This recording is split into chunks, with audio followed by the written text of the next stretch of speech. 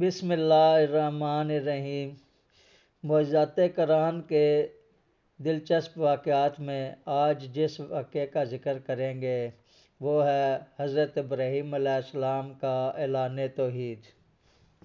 مفسرین کا بیان ہے کہ نمرود بن کنعان بڑا جابر بادشاہ تھا۔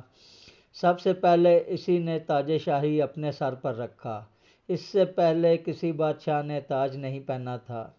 یہ لوگوں سے زبردستی اپنی پرستش کراتا تھا۔ کہن اور نجومی اس کے دربار میں بکثرت اس کے مقرب تھے۔ نمرود نے ایک رات یہ خواب دیکھا کہ ایک ستارہ نکلا اور اس کی روشنی میں چاند، سورج وغیرہ سارے ستارے بے نور ہو کر رہ گئے۔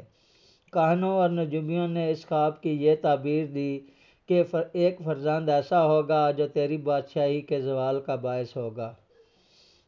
یہ سن کر نمرود بے حد پریشان ہو گیا اور اس نے یہ حکم دے دیا کہ میرے شہر میں جو بچہ پیدا ہو وہ قتل کر دیا جائے اور مردوں عورتوں سے جدا رہیں۔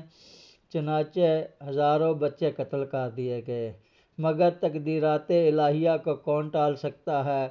اسی دوران حضرت ابراہیم علیہ السلام پیدا ہو گئے اور بادشاہ کے خوف سے ان کی والدہ نے شہر سے دور پہاڑ کے غار میں ان کو چھپا دیا۔ اسی غار میں چھپ کر ان کی والدہ روزانہ دودھ پلا دیا کرتی تھیں۔ بعض مفسرین کا قول ہے کہ 7 برس کی عمر تک، اور بعضوں نے تحریر فرمایا کہ 17 برس تک آپ اسی غار میں پرورش پاتے رہے۔ اللہ تعالیٰ بہتر جانتا ہے۔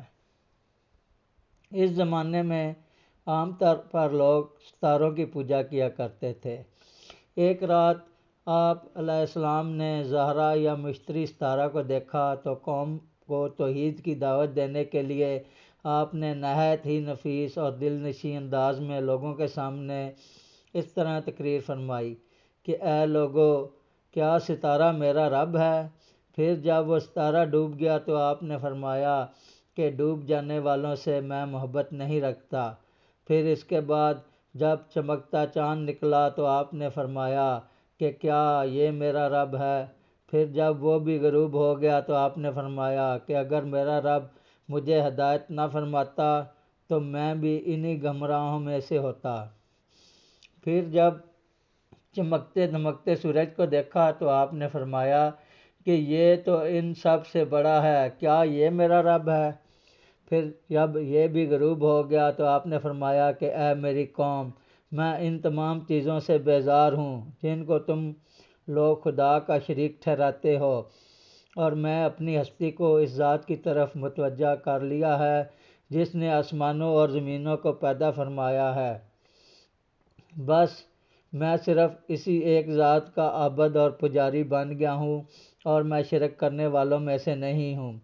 پھر ان کی قوم ان سے جھگڑا کرنے لگی تو آپ نے فرمایا تم لوگ مجھ سے خدا کے بارے میں جھگڑتے ہو، اس خدا نے تو مجھے ہدایت دی ہے اور میں تمہارے جھوٹے معبودوں سے بالکل نہیں ڈرتا۔ سن لو، بغیر میرے رب کے حکم کے تم لوگ اور تمہارے دیوتا میرا کچھ بھی نہیں بگاڑ سکتے۔ میرا رب ہر چیز کو جانتا ہے۔ کیا تم لوگ میری نصیحت کو نہیں مانو گے؟ اس واقعہ کو مختصر مگر بہت جامع الفاظ میں قرآن مجید نے یوں بیان فرمایا ہے۔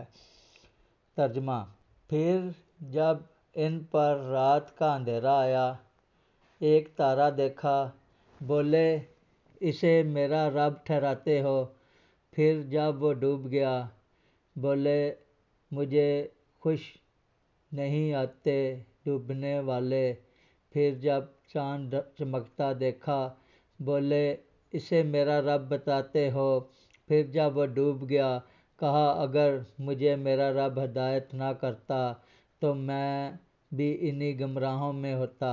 پھر جب سورج جگمگاتا دیکھا، بولے اسے میرا رب کہتے ہو، یہ تو ان سب سے بڑا ہے۔ پھر جب وہ ڈوب گیا، کہا اے قوم، میں بیزار ہوں ان چیزوں سے جنہیں تم شریک ٹھہراتے ہو۔ میں نے اپنا منہ اس کی طرف کیا جس نے آسمان و زمین بنائے ایک اسی کا ہو کر، اور میں مشرکوں میں نہیں۔ غور کیجیے کہ کتنا دلکش طرز بیان اور کس قدر مؤثر طریقہ استدلال ہے کہ نہ کوئی سخت کلامی ہے، نہ کسی کی دل آزاری، نہ کسی کے جذبات کو ٹھیس لگا کر اس کو غصہ دلانا ہے، بس اپنے مقصد کو نہایت ہی حسین، پیرایا اور خوبصورت انداز میں منکرین کے سامنے دلیل کے ساتھ پیش کر دینا ہے۔ ہمارے سخت گو اور تلخ زبان مقررین کے لیے اس میں ہدایت کا بہترین درس ہے۔ مولا تعالیٰ توفیق عطا فرمائے، آمین ثم آمین۔